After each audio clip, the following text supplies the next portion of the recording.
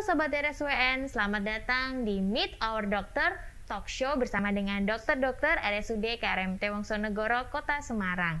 Di acara ini kita akan berbincang tentang masalah kesehatan yang tentunya menarik dan penting untuk kita perhatikan bersama. Dan kali ini untuk kesempatan yang pagi hari yang indah ini kita sudah ditemani dengan dokter cantik yang harusnya nih seluruh Kota Semarang kayaknya sudah pernah dengar nih tentang dokter Diana Novitasari, spesialis penyakit dalam, konsultan endokrin metabolik. Selamat pagi, Dokter Rima dan seluruh sobat RSWN. Iya, apa kabar dokter? So far so good. Iya, dokter Diana SPPD, konsultan endokrin metabolik ini dokter yang juga praktek di rumah sakit kita di Poliklinik Penyakit Dalam di Amarta ya dokter, dan juga Poliklinik Eksekutif Gatot Kaca. Nah, sebelum kita melangkah ke tema kita pada hari ini, mari kita saksikan dulu cuplikan video.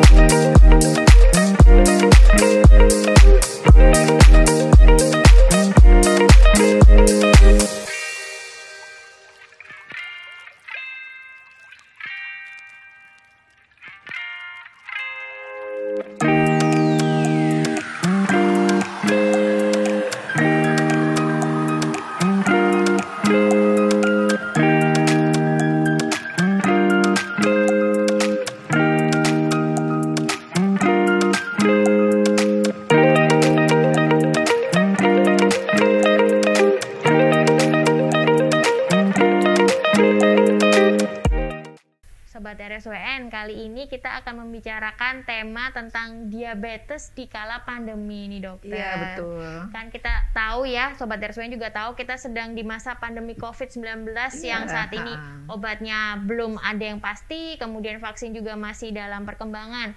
Nah ini dok, penyakit ini kan sangat berbahaya, apalagi mungkin bagi orang-orang yang memiliki penyakit lain, komorbid ya dok istilahnya. Salah satunya diabetes mellitus. Nah dokter, sebenarnya diabetes mellitus seperti apa sih yang kita takutkan dan bagaimana kita tahu bahwa orang ini tuh punya diabetes?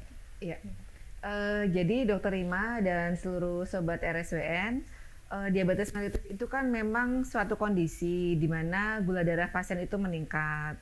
Dan hal itu tentu saja menjadi faktor untuk menyebabkan terjadinya kelainan-kelainan organ yang lain. Jadi kita tuh sebenarnya nggak takut sama kadar gula darah kita itu berapa angkanya, tapi kita tuh takut sama komplikasi yang mungkin muncul yang diakibatkan oleh penyakit diabetes itu. Jadi di era pandemi ini, di mana RSWN ini kan sebagai salah satu rujukan pasien COVID-19, itu pada tanggal 14 Oktober kemarin kita sudah merawat 2.000 orang ya Bu Rima ya, 2.000 orang pasien dengan COVID-19. Dan itu pasien suspek dan pasien terkonfirmasi. Dan itu dari hasil perhitungan, ternyata diabetes mellitus itu menduduki peringkat kedua sebagai komorbid terjadinya COVID-19 ini. Jadi memang yang komorbid pertama itu adalah hipertensi, yang kedua adalah diabetes mellitus. Oleh karena itu, pada diskusi kali ini kita mungkin akan lebih mengupas lagi tentang bagaimana peran atau pentingnya pengendalian gula darah di era pandemi COVID-19 ini. Seperti itu. Ya, jadi kalau untuk diabetes itu sendiri dok, itu kondisi yang memang kita harus taunya dengan selain dari gejala juga kadar gulanya itu ya dok ya? Iya, jadi kalau untuk diabetes mellitus itu di Indonesia ini dokter Rima dan sobat RSWN memang masih banyak teman-teman yang belum paham tentang diabetes mellitus rupanya. Padahal kan sebenarnya sudah sangat sering kita bicarakan sih kalau untuk di kalangan medis. Jadi banyak pasien-pasien itu datang ke UGD kita itu dengan kondisi gula darah yang tinggi, tetapi karena stroke atau karena serangan jantung. Jadi dibawa ke rumah sakit karena bicara pelo atau karena lemah anggota gerak badan sebelah, kemudian nyeri dada. Tapi pada saat diperiksa gula darahnya itu sampai tidak terkontrol, bahkan tidak terukur. Jadi di situ kita menyadari bahwasanya ternyata masih banyak masyarakat yang belum paham sekali tentang diabetes mellitus itu apa. Jadi kalau untuk diagnosa diabetes mellitus, seorang pasien dikatakan sakit diabetes mellitus itu bila kadar gula darah puasanya lebih dari 120. Atau kadar gula darah yang sewaktu yang tanpa puasa itu di atas 200. Jadi kalau misalnya sobat RSWN itu mendapatkan gula darah pada saat cek itu di atas 200 sampai 2-3 kali, itu berarti dapat disebutkan bahwa beliau adalah calon anggota Dewan Diabetes Mellitus. Jadi jangan sampai dilantik ya. Jangan sampai dilantik jadi Dewan Diabetes Mellitus. Itu dari sisi kadar gula darahnya Bu Rima. Tapi kalau dari sisi gejala klasik itu ada namanya 3P. Jadi seseorang dikatakan sebagai penderita diabetes mellitus bila mengalami 3P, Dokter Rima. Jadi yang pertama poliuri, banyak kencing. Kemudian polifagi, lapar terus banyak makan. Kemudian polidipsi, haus terus. Jadi misalnya sobat RSWN ada yang misalnya saat tidur kemudian harus terbangun sampai lebih dari 1 kali terbangun untuk ke kamar mandi, berarti dapat dikatakan bahwasannya beliau adalah calon anggota Dewan Diabetes Mellitus. Kalau dari usia nih Dok, kayaknya saya tahu juga sudah banyak pasien-pasien kita yang umurnya masih muda-muda ternyata punya diabetes. Iya, betul.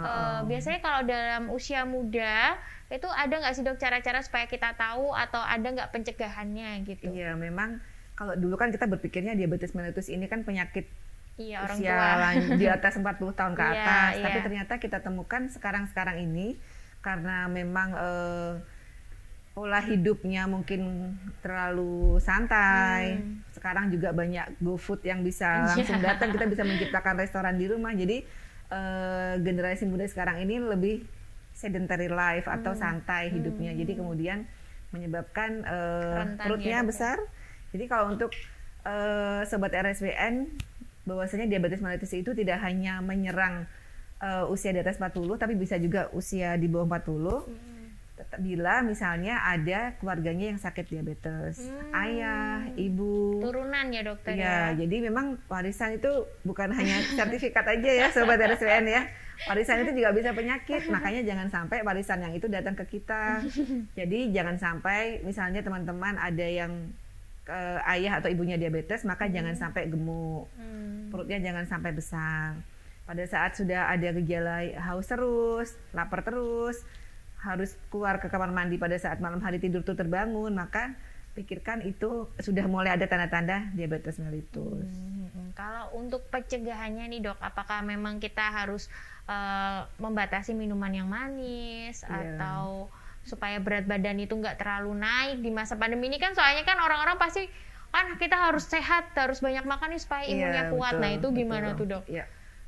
Jadi memang kalau untuk pencegahannya lebih ke pencegahannya ya Dokter Rima ya. Jadi pencegahannya itu lebih ke pemilihan pola makan yang baik.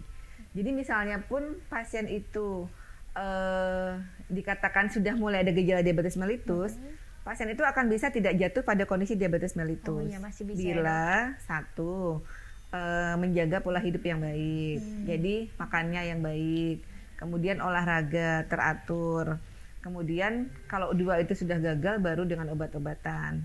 Nah itu kan ada 2 cara nih, dari pola makan dan dari pola aktivitas. Pola makan kita harus memikirkan 3J Dokter Rima. Jadi 3J itu jenis, jadwal, dan jumlah. Jadi kalau kita misalnya mau makan sehat, kita harus melihat jenisnya dulu. Apakah sudah memenuhi kriteria 4 sehat 5 sempurna. Kalau sudah memenuhi kriteria 4 sehat 5 sempurna, perhatikan jumlahnya. Jadi jumlahnya tentunya yang banyak di pagi atau siang hari. Malam hari jangan terlalu banyak porsi makanannya. Kemudian jadwal. Jadi kalau misalnya dahar itu terjadwal ya Dokter Rima. Jadi makan pagi, makan siang, makan malam. Masih boleh kita ngemil, tapi ngemilnya itu hanya jam 11 dan jam 4. Oh gitu. Sore, sekitar itulah. Jadi jangan misalnya kadang-kadang kita habis makan, lapar mata, ngemil. Nah itu tidak diperkenankan karena loh, saya sudah makan, saya harusnya nanti ngemilnya jam 11-an. Jadi tertata jadwalnya. Nah, kemudian yang untuk tadi mungkin jenis ya. Selain 4 sehat 5 sempurna itu juga kita harus bisa memilih jenis makanan yang tidak meningkatkan glukosa darah. Jadi yang namanya indeks glikemiknya itu rendah ya. Jadi misalnya misalnya kue tart atau permen coklat satu dengan roti gandum satu, mungkin dengan roti gandum lebih mengenyangkan, tetapi dia tidak terlalu menaikkan gula. Sedangkan kalau yang coklat meskipun sedikit, tapi dia naik gulanya itu akan sangat tinggi seperti itu. Kalau misalkan untuk buah-buahan masih nggak apa-apa ya dok? Nah itu Dokter Rima dan Sobat RSWN, jadi kadang-kadang kan teman-teman itu berpikir kalau buah kan nggak apa-apa kan ya, sehat, banyak vitamin. Iya mikirnya gitu, banyak serat. Saya itu gula dari buah nggak apa-apa, tapi itu adalah keliru. Jadi ini di musim sekarang ini di mana buah mangga sangat banyak dan murah, ya ini ternyata gula darah pasien saya yang kontrol itu naik semua. Jadi saya langsung bilang, Bu, ini dahar mangga ya? Langsung, dokter kok tahu gitu? Iya Bu, ini mangga juga jangan banyak dikonsumsi. Saya sampaikan, itu kan banyak seratnya dok gitu. Itu kan dari buah, itu kan alami. Seperti itu mereka sampaikan. Padahal sebenarnya buah pun kalau manis itu dilarang.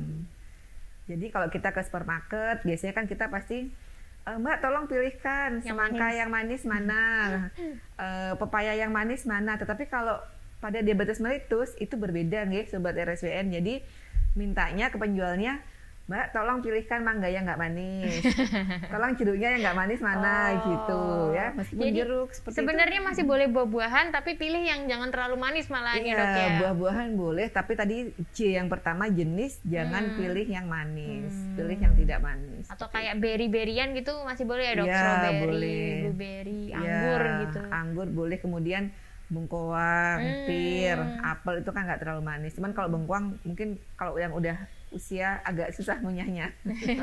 Seperti itu. Iya, ya dokter. Tapi sebenarnya dari diabetes ini sendiri, kalau misalkan kita sudah terlanjur nih dok, kita sudah kena diabetes gitu. Padahal di masa pandemi ini juga kita kan harus banyak makan. Nah itu apakah kita harus ada tambahan multivitamin atau tetap kita menjalankan diet dan minum obat diabetesnya dokter? Iya betul.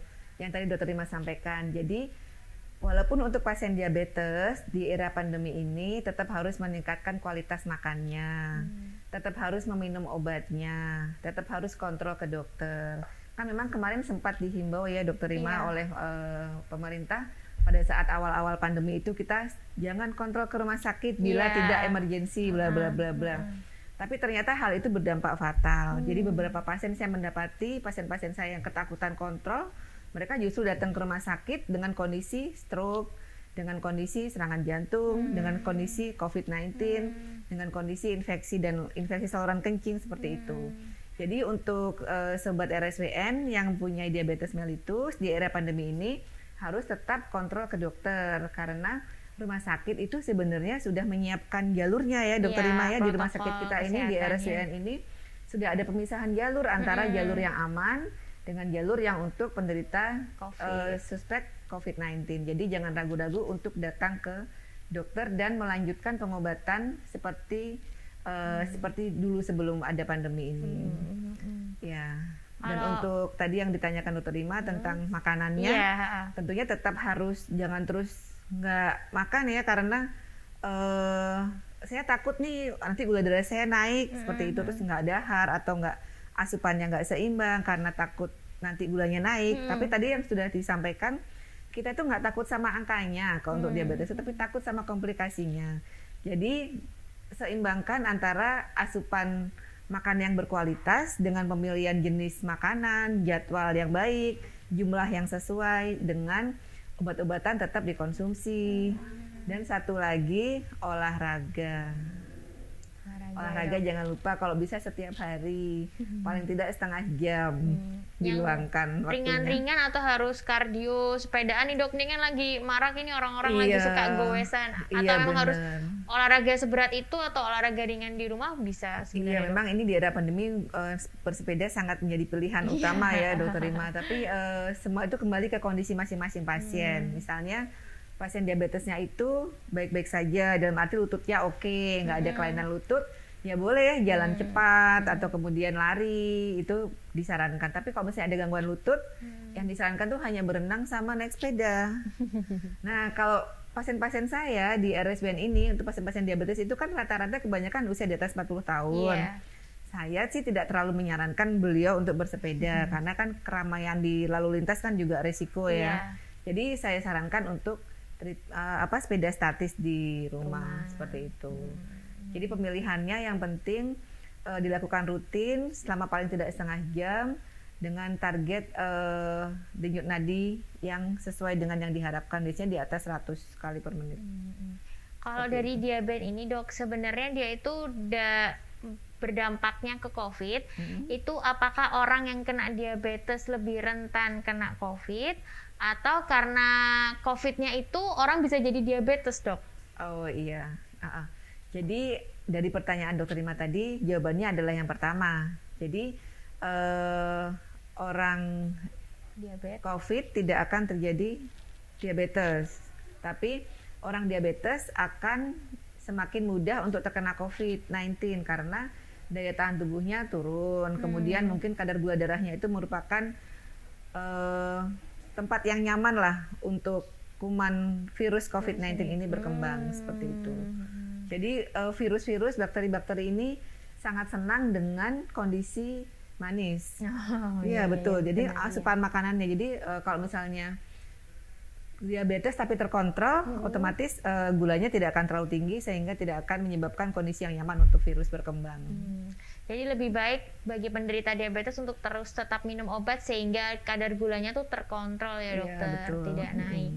Terus dokter, untuk diabetes ini kan saya tahu juga dokter ya ada diabetes jenisnya yang lain yang insipidus. Nah ini juga kalau dengan COVID apakah juga berbahaya juga dok? Iya. Memang kalau untuk diabetes itu kan macam-macam ya. Sebenarnya kategorinya kalau masyarakat awam itu personya kalau diabetes itu diabetes kering, diabetes basah, seperti itu. Karena kalau luka misalnya gampang kering, oh saya diabetesnya diabetes kering dok. Sebenarnya itu definisi yang tidak lengkap. Jadi yang lengkap adalah diabetes tipe 1, diabetes tipe 2, dan diabetes pada kehamilan. Jadi kalau diabetes tipe 1 itu yang tergantung insulin ya dokter Rima. Jadi yang pankreasnya sudah rusak sehingga obatnya hanya insulin. Kalau diabetes tipe 2 itu yang biasanya menyerang usia 40 tahun ke atas atau orang-orang yang gemuk itu masih bisa dengan obat minum baru dengan insulin. Nah, kalau yang ketiga adalah diabetes pada kehamilan di mana dia pada saat hamil kemudian menderita diabetes mellitus. Nah, ini semua tiga kelompok ini adalah kelompok yang rentan untuk terjadinya COVID-19. Sama aja. Iya, tetap. Karena kondisi gula darah yang tinggi.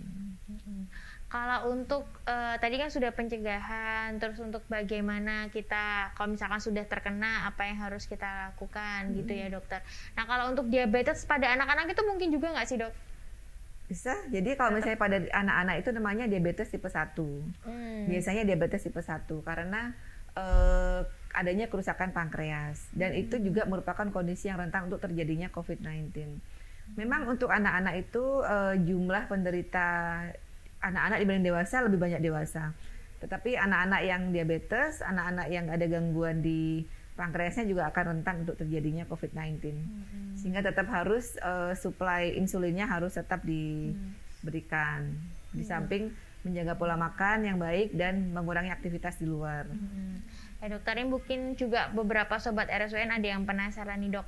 Sebenarnya kalau kita sudah terlanjur nih dok diabetes, terus kita kena COVID, nah itu apakah harapan kita untuk sembuh itu tetap ada dok? Ataukah memang sebenarnya selama ini pasien-pasien itu susah untuk sembuh kalau misalkan kita punya diabetes? Ya, jadi pada kasus infeksi COVID-19 ini, walaupun pasien itu adalah diabetes, bila datang ke rumah sakit tidak terlambat, itu akan cepat tertolong. Tetapi bila menunda waktu, jadi kadang-kadang panas, tapi masih tetap di rumah, takut di rumah sakit, takut diisolasi, kemudian 2-3 hari atau seminggu baru datang ke rumah sakit, itu agak susah untuk diselamatkan. Ya, dari beberapa kasus, lebih banyak itu karena keterlambatan untuk datang ke rumah sakit dan mendapatkan pengobatan COVID-19 yang tepat. Tapi kalau untuk misalnya diabetes tapi datangnya sesuai awal, banyak kok yang sembuh dokter Rima meskipun diabetes ini merupakan komorbid ya, yang dokter. yang cukup banyak, tapi tetap kesembuhannya itu tinggi. Karena kita kan melakukan terapi mengontrol gula darah dengan ketat ya, kalau pada pasien COVID-19. Jadi juga orang yang gemuk itu juga berpotensi ya dok ya untuk kena diabetes ya? Iya, karena kenapa kalau orang gemuk kok potensi diabetes? Karena pada kegemukan itu, terutama kegemukan daerah perut, namanya kegemukan visceral, itu menyebabkan terjadinya resistensi insulin. Jadi sebenarnya pabriknya ini sudah memproduksi insulin, tetapi insulin yang dihasilkan itu kualitasnya nggak bagus. Jadi ibaratnya radio yang diproduksi itu radio yang nggak bagus, atau mobil. Jadi pabrik mobil mengeluarkan mobil, produksi mobilnya kurang bagus sehingga tidak bisa mengangkut penumpang, yaitu insulin dan makanan ke dalam tubuh. Jadi itu. walaupun kan ada nih yang merasa saya itu kan nggak makan minum yang manis-manis, nggak pernah makan kue, tapi dia gemuk, terus ternyata gula darahnya tinggi. Nah ternyata memang bisa juga dari kegemukannya itu ya dok ya? Iya, jadi kadang-kadang pasien itu banyak yang bilang gitu, dokter Ima, saya nggak makan apa-apa dok. Terus dari mana ini bu gula darahnya tinggi, kolesterolnya tinggi? Saya bilang gitu. Coba dicatat ya mulai besok. Jadi kita lakukan food recall namanya. Jadi recall makanan apa aja yang dimakan sehari-hari. Kadang-kadang pasien tuh lupa bu, udah makan apa aja. Ayo coba diingat-ingat bu. Oh iya dok, kemarin ini gitu. Iya dokter. Dokter selain itu, selain kita memang sudah membuka pelayanan poliklinik yang di Amarta dan juga di Gatot Kaca, kita kan sesuai dengan protokol kesehatan ya dokter. Ini juga ada layanan baru Sobat RSWN, yaitu instalasi pelayanan obat tradisional ya dok? Iya. Ya benar ya, Ketstrat ya dok, kesehatan tradisional. Nah ini kebetulan dokter Diana kepala instalasinya nih dok. Nah boleh dokter nanti kita ceritakan tentang Dian Ketstrat ini, tapi sebelumnya kita saksikan dulu cuplikan videonya.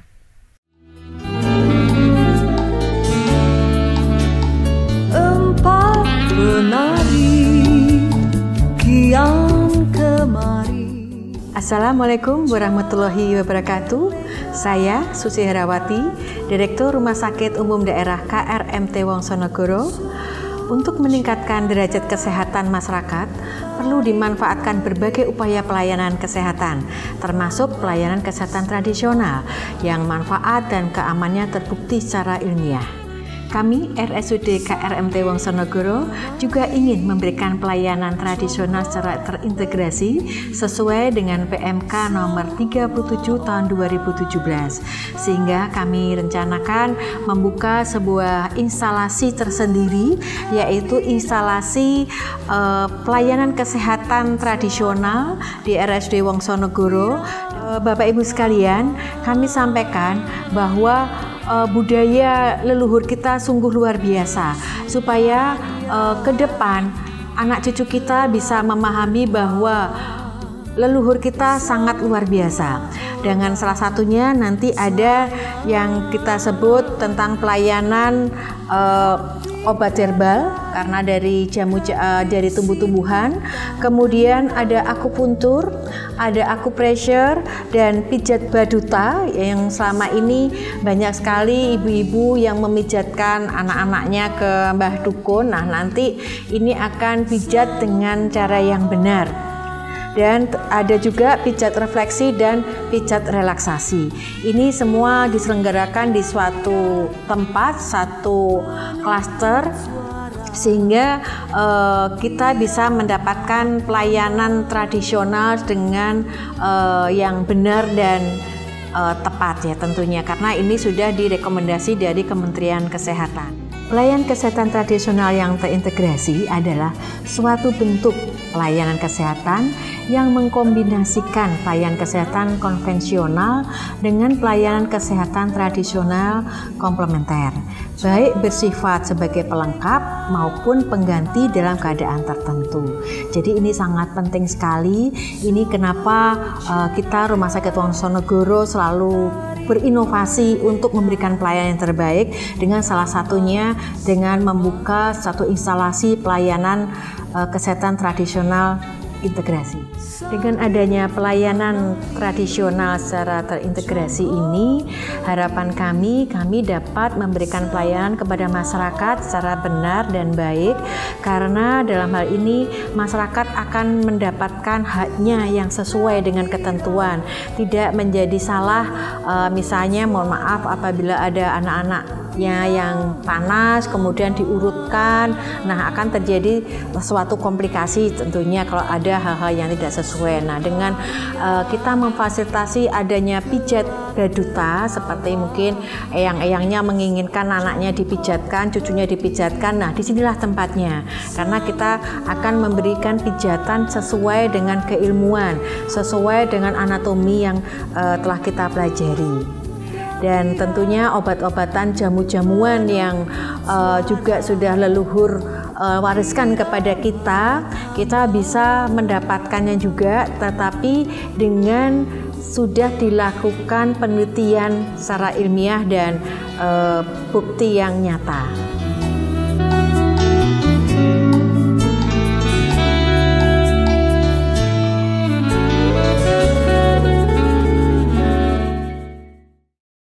Sudah kita tonton ini dok, cuplikan videonya dari pelayanan kesehatan tradisional. Jadi sebenarnya ini pelayanan yang bagaimana sih dok, dan siapa aja sih yang boleh datang ke sana? Ya, jadi memang kemarin bulan Juli itu kita RSWN melengkapi pelayanan kita dengan instalasi kesehatan tradisional, di mana instalasi kesehatan tradisional itu terdiri dari ada 6 macam pelayanan. Yang pertama akupressure, akupuntur, kemudian pijat baduta, pijat refleksi, pijat relaksasi, dan konsultasi obat herbal, Dr. Rima. Jadi ini adalah kita disarankan oleh Kemenkes atau oleh Menteri Kesehatan untuk kembali kepada kearifan lokal yang kita miliki. Jangan sampai kita kalah dengan negara lain di mana obat-obatan herbalnya itu merajai pengobatan yang mereka miliki seperti itu. Jadi di sini pengobatan kesehatan tradisional ini melengkapi pengobatan konvensional yang sudah ada. Jadi misalnya akupuntur. Akupuntur itu bisa memperbaiki sirkulasi darah, memperbaiki pasien-pasien diabetes yang mengalami neuropati. Kemudian untuk yang pasien-pasien yang takut dengan jarum itu bisa diberikan akupressure. Jadi pijat-pijat untuk merangsang saraf, karena kan komplikasi diabetes itu banyak ke saraf. Kemudian juga ada pijat bayi 2 tahun. Jadi untuk bayi-bayi yang berat badannya susah naik itu bukan hanya pijat ke dukun bayi saja ya Sobat RSWN. Jadi RSWN juga sudah memiliki pijat bayi 2 tahun untuk meningkatkan berat badan, dan itu sudah terbukti Dr. Rima. Sudah terbukti dari beberapa jurnal yang ada memang bisa meningkatkan berat badan pada pasien-pasien kita yang dirawat di NICU. Kemudian juga yang lainnya adalah yang tidak kalah penting adalah konsultasi obat herbal. Jadi konsultasi obat herbal ini adalah obat-obat yang bahan bakunya adalah obat-obat dari Indonesia, bahan baku alam Indonesia. Jadi kita adalah obat modern Indonesia. Jadi itu bisa untuk obat diabetes, bisa obat lambung, bisa untuk pengengker darah, obat-obatan vitamin seperti itu. Jadi harapan kami dan harapan mungkin dari Kemenkes juga obat-obatan ini akan bisa memberikan pelayanan yang baik untuk masyarakat kita dan lebih melengkapi, sehingga jamu-jamu pon-pon gitu ya dok ya? Iya, jadi ada obat-obatan yang dibuat dari bahan-bahan alami dari Indonesia. Tetapi obat-obatan itu sudah dilakukan uji klinis, Dr. Rima. Jadi bukan jamu biasa ya, Sobat RSWN, itu adalah obat yang sudah baku, yang sudah ada penelitiannya dan sudah dilakukan penelitian pada tahap ketiga. Oh, sudah diuji kliniskan ke masyarakat, ke manusia juga ya dok? Iya, sudah diujikan seperti itu. Berarti aman semuanya dok. Iya. Termasuk petugas-petugasnya dok? Juga aman juga ya? Oh iya, di era COVID-19 ini tentunya mungkin banyak Sobat RSWN yang takut ya. Iya. Nah, kalau saya harus akupuntur atau saya akupressure, bayi saya dipijat, nanti gimana kalau misalnya yang petugasnya adalah menderita COVID-19 atau OTG seperti itu. Tetapi kita di rumah sakit ini kebetulan sudah dilakukan swab berkala untuk petugas-petugas di sini. Kemudian alat-alatnya juga adalah lengkap, memakai masker, sarung tangan, dan face shield. Kemudian juga kompetensi Dr. Rima. Jadi petugas-petugas di instalasi kesehatan yang keserat ini sudah dilengkapi dengan sertifikat sesuai dengan kompetensi yang dimiliki. Jadi ada akupuntur, akupressure, pijat bayi 2 tahun, refleksi, itu sudah komplit. Berarti Seperti itu. sudah mantap ya dok. Jadi mungkin bagi sobat RSWN yang suka berobat tradisional bisa datang langsung ke sini ya dok ya. Iya betul, supaya kesehatannya lebih paripurna. Iya. Ya, terima kasih Dokter Diana atas informasinya. Dan karena pembahasan diabetes tadi kayaknya sudah banyak nih dok ya, dan semoga bisa bermanfaat untuk para sobat RSWN. Jadi kita sudahi dulu dok talk show kali ini, dan mungkin Dokter Diana ada sedikit take home message untuk para sobat RSWN di rumah. Ya. Jadi sesuai dengan tema hari ini tentang diabetes mellitus, sobat RSWN, untuk sobat RSWN yang punya sakit diabetes mellitus, jangan lupa dan jangan takut untuk tetap kontrol ke dokter dan tetaplah meminum obat sesuai dengan anjuran dokter. Karena hal itu akan penting sekali untuk mencegah terjadinya COVID-19. Di samping itu juga tetap menjalankan protokol kesehatan ya Dokter Rima, seperti jaga jarak, memakai masker, sering cuci tangan, itu jangan dilupakan. Kemudian untuk sobat RSWN yang belum sakit diabetes, kenalilah gejala-gejala diabetes tadi, yaitu 3P, banyak makan, banyak minum, banyak kencing, dan olahraga teratur, serta berpikir positif. Seperti itu. Ya, terima kasih banyak Dokter Diana atas waktunya. Terima kasih juga untuk para sobat RSWN, dan selesai sudah talk show kita pada kali ini. Sebelumnya dokter, kalau mau ada yang menghubungi dokter gimana nih dok caranya? Oh ya, silakan DM ya ke Instagram. Ada di sini ya untuk nama Instagramnya, bisa di follow, nanti bisa berbincang dengan Dokter Diana di Instagram, atau silakan juga bisa datang langsung ke Rumah Sakit RSUD KRMT Wongsonegoro Kota Semarang. Sekian talk show untuk hari ini, sampai jumpa di episode-episode selanjutnya, tentu saja bertemu dengan dokter-dokter lainnya. Salam sehat, jangan lupa untuk selalu 3M, memakai masker, menjaga jarak, dan mencuci tangan.